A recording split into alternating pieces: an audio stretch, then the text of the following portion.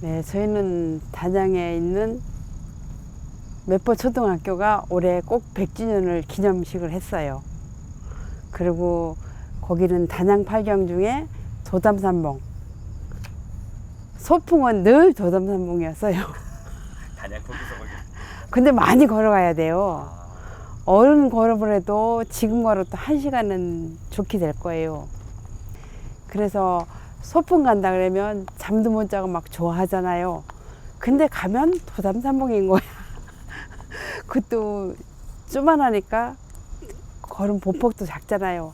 그럼 1시간 이상을 걸어서 도담산봉을 꼭 갔어요. 근데 커서 보니까 도담산봉이 어디 가도 그 산봉이 제일 기억에 남아요. 어떤 사람이 하루는 버스를 탔는데 그러더라고요. 하도 도담산봉 그게 그렇게 좋대 이랬대요. 그러더라고요. 그런데 자기가 가보니까 물가운데 바위 3개밖에 없더래. 그래서 너무 실망했다 그러는데 저희는 그래도 도담산봉 하면 제일 기억에 남아요. 단양 8경 중에 제일 기억에 남아요. 아버지는 옛날에도 늘 벼, 보리, 탈곡을 하셔가지고 그 근방 동네를 다 탈곡을 해주셨어요. 그러니까 그때만 해도 뭐 사람들이 저희 나이 또래도 보리밥 먹기 싫어하는데 저희는 보리밥이라는 걸 본 적이 없어요. 아버지가 그 이제 탈곡을 하시니까 탈곡을 해주면서 받은 삭이 굉장히 많았어요. 그래서 아버지는 농사도 지시면서 그 탈곡까지 다 해주고 몇 동네를 해주고 다니셨어요. 그래서 참 아버지가 부지런하시다. 그리고 많이 깨이셨다는 생각을 한 게 저만 고등학교를 갔어요. 그 다른 사람들은 뭐 살기가 다 괜찮아도 중학교도 간신히 보내고, 근데 저는 고등학교까지 단양에서 이제 거기는 고등학교가 별로 없기 때문에 제천까지 그래 다녔고요. 그래서 아버지한테 참 감사한 것도 있고 엄마는 정말 알뜰하셨어요. 그래서 뭐 살림하는데 뭐든 아끼고 뭐든 절약하고 그러셨어요. 그래서 지금도 엄마를 닮았지 않았나 싶어요, 제가. 남편도 그래요. 보면 장모님이 걸어오시는 것 같으세요. 중학교 때 우리 선배가 1회예요. 저희가 2회인데 그때는 개울이 있었는데 그 개울을 건너가야 되는데 지금은 다리가 놓였지만 그때는 다리가 없었어요. 그래서 홍수가 났을 때는 남자 어르신들이 하나씩 업어서 건네주셨어요. 그래서 학교를 다닐 때 중학교 때는 그게 제일 기억에 많이 남아요. 뭐 다른 일은 아니지만 그냥 업고 건너주셨다는 게 제일 기억에 남고, 초등학교 때는 거기가 한일시멘트가 있어요. 그래서 걔들은 아빠가 월급을 받고 생활하시기 때문에 정말 깔끔해요, 애들이. 옷도 깔끔하게 입고. 근데 저희들은 농사 짓는 집이잖아요. 그래갖고 선생님들도 맨날 사택 애들만 이뻐해. 막 이제 이래가지고 거의 5학년 때까지 그랬는데 6학년 때 선생님은 정말 평준화를 잘하신 것 같아요. 그때는 졸업반이기도 했지만 우등상을 탄 애들이 사택 애들보다 시골에 사는 애들이 더 많았고, 예, 개근상도 더 많이 탔고, 그래서 졸업하고 결혼해서 여기 청주에 보니까 청주에 계시는 거예요. 그래서 같이 맛있는 것도 먹으러 다니고 놀러도 다니고 그래 같이 그렇게 했어요. 했는데 제가 쓰러진 지가 5년 됐어요. 그때부터 선생님하고 연락이 끊겼는데 제가 이렇게 되고 보니까 선생님한테 죄송해서 전화를 못 걸겠는 거야. 괜히. 선생님한테 가면 저도 좀 건강하고 이렇게 좀 해야 되는데 제가 먼저 이렇게 되니까 선생님한테 전화드리기가 너무 미안한 거예요. 그래서 지금 전화를 맨날 들었다 놨다는 하는데 전화를 못 걸고 있습니다. 아, 그게 먼저 아프게 되면 그런 마음이 또 생기는군요. 이게. 네, 죄송한 것 같아요. 뭐 선생님이 뭐라 그렇게 얘기를 하셔서 그런 게 아니라 제 스스로가 저게 건강도 못 지키고 선생님하고는 좀 차이가 있는데 선생님보다 더 먼저 쓰러져서 저렇게 됐나? 이런 생각이 들어서 괜히 미안스럽더라고요. 죄송하고. 아, 이제 제가 우리 동네에 우리 또래가 많은데 이제 저만 제천여고를 갔다고 했잖아요. 그럼 엄마가 농사를 다 짓고 저희가 집에 버스에서 내리는 시간이 한 밤 9시쯤 돼요. 그러면 엄마가 하루도 안 빼놓고 버스 있는 데까지 나오셔요. 제가 버스에 내려서 30분 정도는 걸어가야 돼요. 근데 저 혼자니까 엄마가 하루도 안 빼놓고 나오시는데 엄마가 등치가 그래 크시지 않아요. 지금의 저보다 결코 더 안 커요. 근데도 그때는 가방이 왜 그렇게 무거웠었나 모르겠어. 그런데 내리면 엄마가 가방을 딱 받아서 아우 이렇게 무거운 거 들고 다니면서 공부하느라고 엄청 고생이 많다고 맨날 엄마가 그 말을 하셨어요. 그리고 엄마가 이제 가방을 들고 가시면 그냥 당연한 줄 알았어요. 근데 그거를 작년에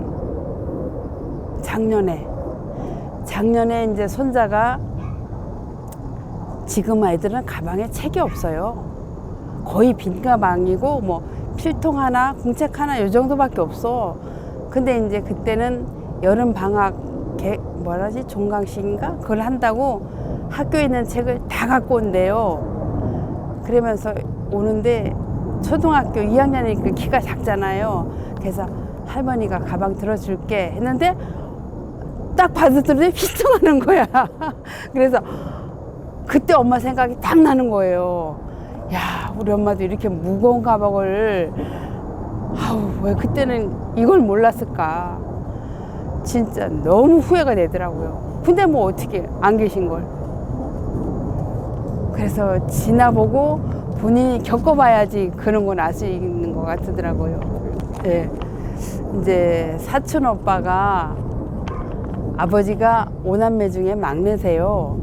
근데 뭐라 그래야 될까. 큰아버지, 형님들, 자제 애들까지, 그러니까 우리 사촌까지 다 거두려고 하셨어요. 그래갖고 이제 그때만 해도 시골이라 뭐 학교는 아마 초등학교밖에 안 나왔을 거예요, 오빠가. 근데 이제 결혼을 하고 나니까 식구가 새로 들어오니까 오빠가 무슨 돈벌이가 있어야 되는 거예요. 그냥 부모님 밑에 있기는 좀 그렇고. 그러니까 그때만 해도 이제 아버지가 탈곡을 하셨다 그랬잖아요. 그때는 이렇게 그 재산 불리는 게 소를 사가지고 송아지를 사서 다른 집에 줬어요. 그럼 이제 키워서 팔면 그 키워준 사람한테도 조금 떼어주고 나도 남고 그거를 했는데 그때 제가 생각한 거는 송아지를 한 15마리 이상 사서 이렇게 주셨어요. 근데 이제 사촌 오빠가 그러고 나니까 먹고 살 일을 해줘야 된다고 생각해서 이제 집에서 멀리 떨어진 데다가 소를 다 팔아서 방앗간을 사주셨어요. 그러니까 너희들이 이거에서 먹고 살고 나머지는 나를 줘라 이랬어요. 근데 오빠가 한 5년 하더니 자기네들이 쏙 빼먹고는 그냥 휙 버리고 가는 거야. 그거 어떻게 해요? 방앗간이 작기나 해. 그래가지고 이제 그때가 나 고3 때 그때 그래서 아버지가 탈곡도 해야죠, 농사도 해야죠, 거기 가서 방앗간도 해야죠. 그렇게 했어요. 그래서 이제 그 다음에 졸업을 하고 제가 아버지 잔심부름 식사를 하러 갔죠. 해드리러. 이제 그랬는데 그해 가을에 학교에서 운동회를 한대요. 바로 앞에 초등학교가 있었어요. 그러니까 이제 또 몇 년 지나니까 저도 그게 또 그리운 거예요. 그래서 뭐가 재밌는 게 있을까 하고 그 학교 운동장을 한 바퀴 삥 돌고 나왔는데 그때 남편이 저를 봤대요. 근데 거기 이장댁이 우리 동네 같은 고향 사람이었어요. 그래가지고 이제 거기 가서 다 물어봤나 봐요, 누군가. 근데 그 시골 동네에 제가 들어감으로써 막 시골 동네에 거기 또 총각이 우글우글하게 많더라고요. 그래가지고 갑자기 뭐 이게 뭐가 된 거 마냥 그랬어요. 근데 그거는 이제 그 동네 사람들만 그렇게 알 뿐이지 저는 모르잖아요. 근데 나중에 보니까 막 이제 사람들이 난리가 난 거야. 그래서 이제 몇 년 있다가 이제 이거 이제 건너뛰고 얘기인데 결혼을 한다고 청첩장을 가지고 간다 그래 가지고 가서 이렇게 줬더니 이 사람이야? 다 그러면서 이제 그때서 그 얘기를 다 하시는 거예요. 시골 동네 총각들이 난리가 났었다고. 그래서 거기서 만나서 결국은 결혼을 했죠. 아버지가 중매장인지도 모르죠 뭐. 거기가 옛날에 중원군 동량면 제일 끝에 마을이에요. 근데 이제 결혼하고 2달 정도 살았는데 나를 거길로 오래요. 그래가지고 몇 시에 차가 하루에 3번밖에 없으니까 시간을 꼭 맞춰서 와야 돼.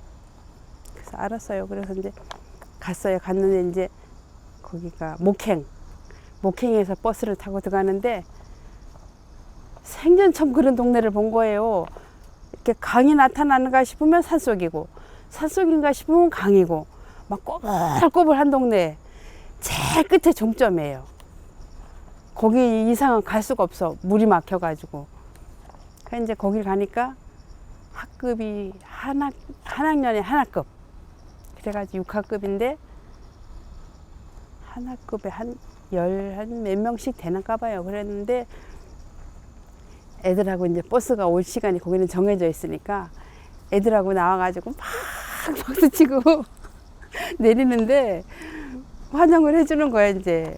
근데 시골 동네라 저만 막 이제 세대기고 다 이제 상노인들이고 그러니까 이제 거기서 빨래를 하러 가도 한참을 나가서 빨래를 해야 되고 그러면 이제 아기가 있으니까 아기를 재워놓고 그냥 가면 거기가 사택이라 지금 뭐 충북에서 뭐 애를 낳으면 충청북도가 책임집니다 막 이런 거 있잖아요.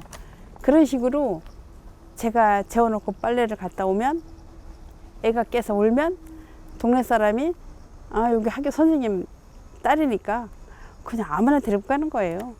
그래서 그냥 동네에서 그렇게 키웠죠.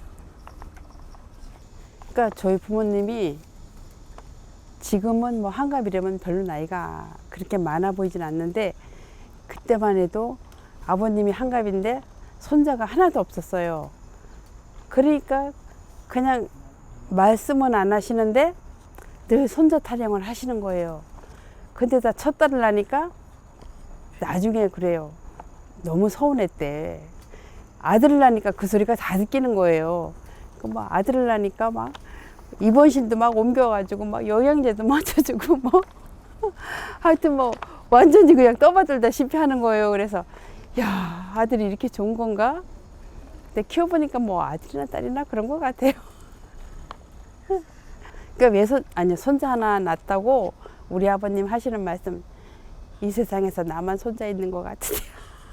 그 정도로 좋아하셨어요? 예, 그렇게 좋아하셨어요. 제가 식생활 강사를 자격이 있어 식품 그러니까 한식 양식 조리사 자격증에 있다 보니까 이제 식생활 네트워크에서 강사를 했으면 좋겠다는 얘기예요. 근데 제가 차도 없고 저는 뭐 그런 거 주 강사를 할 능력을 안 되고 보조 강사를 해보겠다 해서 이제 몇 번 하니까 처음에는 그냥 하다가 이게 조금 지나면 틀을 갖추려고 해요. 그래서 틀을 갖추는데 강의록을 작성을 해서 컴퓨터로 작성을 해서 그 이틀, 이제 오늘 같이 작성을 하면 내일처럼 와서 강의를 해라는 거예요. 시강의를.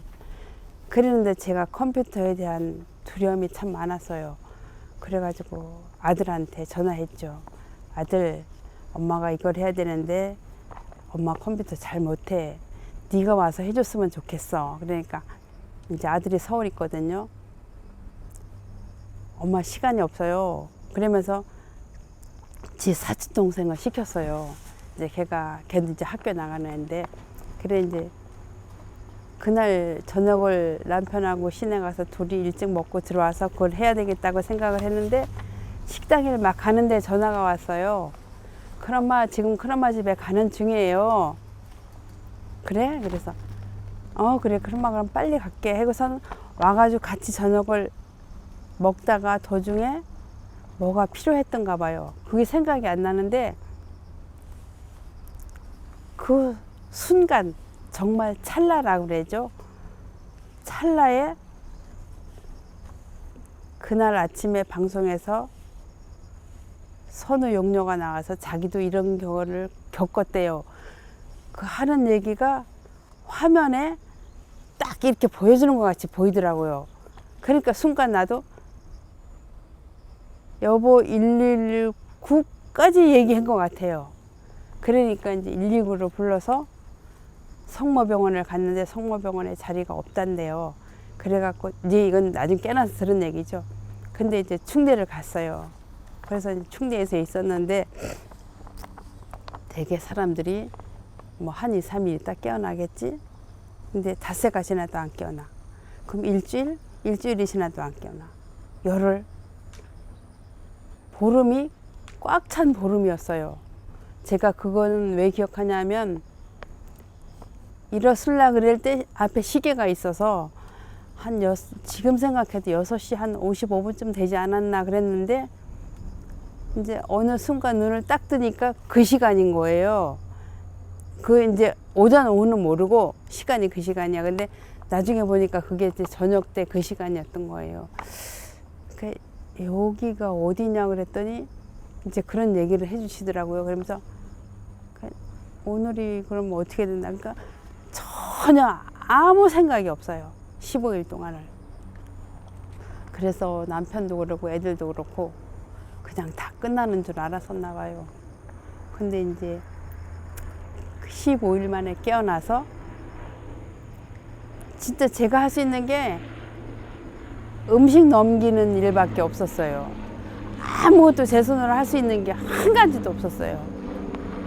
그리고 이제 맨날 뭐 재활훈련 하러 다닌다고 해봐야 재활 의사 선생님들은 배반이라고 하겠지만 환자들이 많으니까 기본 나한테 배당된 시간이 30분이에요. 근데 쟤는 가서 하고 그 다음 사람한테 자리를 비워줘야 되고 또 뭐 또 이렇게 닦아줘야 되고 막 하니까 제가 재활 활동을 할 수 있는 시간은 한 20분 정도?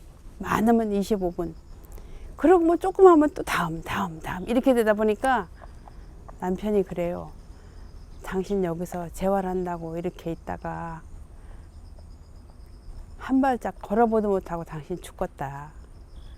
그 이제 남편이 좀 저번만 덩치가 좀 커요. 그리고 이제 운동을 했던 사람이라 손목을 딱 잡더니 그 전에 이렇게 또 뛰어갔는데 그래가지고 남편이 걸어야 된대. 그래서 발자국도 못 뛰는 날을 계속 2시간, 3시간씩 걸려서 이렇게 만들어놨죠. 지금은 많이 좋아지셨네요. 그럼요. 근데 사람들이 제가 저 지팡이를 짚고 다니니까 어떤 일이 있었냐면 버스를 탔는데 제 얼굴을 많이 쳐다보면서 아니 멀쩡한 사람이 왜 지팡이를 짚고 다니지? 이랬는데 너무 얄미워 죽을 뻔했어. 제가 지금도 그렇고 젊어서도 뭐 이렇게 돈 들여서 배우는 건 아니고 그냥 정말 쉽게 눈 크게 뜨니까 그냥 가르쳐주는 데가 너무 많더라고요. 근데 저는 뭐 제가 이건 자랑이지. 자격증이 한 10개 돼요. 그런데 그게 다 나이 들어서 써먹을 수 있는 자격증인 거야. 근데 뭐야, 제 몸이 이러니까 써먹을 수는 없는데, 제가 40년 전에 미용 기술을 그냥 가르쳐 준다 그래서 배웠어요. 배워가지고 그때 자격증을 땄죠. 이제 첫 국가 자격증. 그래가지고 그때서부터 미용 봉사를 다니기 시작했어요. 아플 때 빼놓고. 그래갖고 지금도 요양원 2군데, 복지시설 1군데, 이렇게 한 달에 3번씩. 또 같이 하는 언니가 있는데 그분이 어디 와서 머리 좀 깎아줬으면 좋겠어 그러면 네, 기꺼이 가서 깎아주고, 그냥 그렇게 봉사는 조금은 해야 되지 않을까. 여기다 썼듯이 작년에 어떻게 연명 의료 요양서 그거를 했어요. 해고서는 제가 시신기증을 해야 되겠다고 생각을 했어요. 왜? 원래는 5년 전에 죽었던 목숨이잖아요. 근데 충대에서 저를 이렇게 살려서 이렇게 재미있게 살 수 있게 해줬으니까 제 시신을 기증하겠다. 근데 그거를 어디서 하는지 몰라가지고 어떻게 하다 누가 그 전화번호를 주더라고요. 그래서 했는데 시신 기증할 때는 가족의 사인이 필요하대요. 그래서 남편한테 해달라니까 처음에는 별로 반기질 않더라고요. 그래서 얘기를 했죠. 이렇게 내가 살아있는 거 다행이지 않느냐, 해줘라. 그랬더니 당신 뜻이 그렇다면 기꺼이 해주겠대. 그래서 사인을 해줬어요. 그래서 이제 그 기증서를 보내고 제가 죽으면 전화만 하면 충대로 가는 거예요. 근데 이제 그게 충대에서 제가 어쨌든 살아났잖아요. 그래서 지금 이렇게 너무 재미있게 살고 있고, 또 하고 싶은 거 지금 신앙송 배우거든요. 그래서 초등학교 100주년에 가서 제가 축시도 낭송했고, 돌배나무의 백년사 44회 최기하 2023년 6월 4일 오늘로서 꼭 100년이다.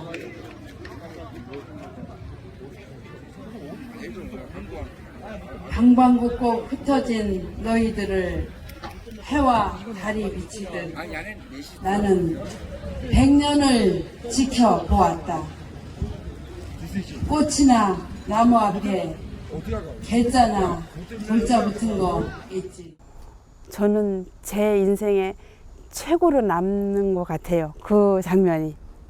그래서 그 시신 기증을 하고 나니까 너무 머리가 가벼워지는 거예요. 그래서 나 이렇게 좋다 그랬더니 우리 딸이 언제 와가 그래. 엄마가 보고 싶으면 어떡해? 뭐 어떡해? 엄마 그냥 사진 보면 되지. 그래서 그냥 정말 쿨하게 하고 나니까 지금은 너무 좋아요. 누구 하나 나 괴롭히는 사람도 없고, 지금 신앙성에 빠져가지고 진짜 정신없이 살고 있고, 또 그냥 완전히 자유부인 그렇게 살고 있습니다. 정말 이제는 욕심 부리지 않고 그냥 봉사하고, 봉사하는 것도 그냥 정말 하고 나면 너무 개운한 것 같아요. 그리고 시신 기증한 거는 정말 그거는 기부라고 생각. 거기서는 시신 기증하는 사람이 그렇게 많지 않아가지고 어쩌고 저쩌고 사람들이 떠드는데, 몰라, 저는 그냥 그게 기부고 마지막에 감사의 선물이라고 생각하고 열심히 즐겁게 살 겁니다.